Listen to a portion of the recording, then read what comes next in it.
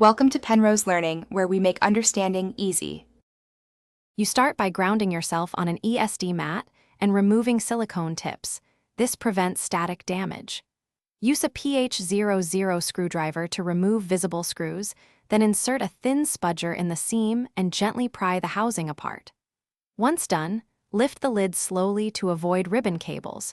You want to expose the PCB and battery without tugging. Make sure to photograph screw placement and connectors as you go so you can reverse each step precisely. You next test the battery with a multimeter and assess the PCB for cracked solder joints or lifted pads. These are common failure points. If the battery is below 3.6V or physically bloated, replace it with a matching 3.7V cell.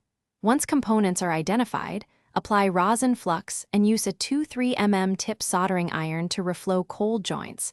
Delicate wicks remove excess solder. Make sure to secure any snapped flex cables with Kapton tape before reassembly. You now reassemble by reversing your photos, reseat ribbon cables, align the chassis, and replace screws hand tight so you don't strip threads. Once reassembled, charge the case and earbuds fully, then run pairing and audio tests to confirm left/right channels. If problems persist, isolate the fault by swapping drivers between sides or checking speaker continuity with a multimeter. If one earbud remains silent, inspect the speaker connector and reflow its pads. This fixes most intermittent audio failures. Thanks for watching. If this was helpful, leave a like and consider subscribing. See you next time.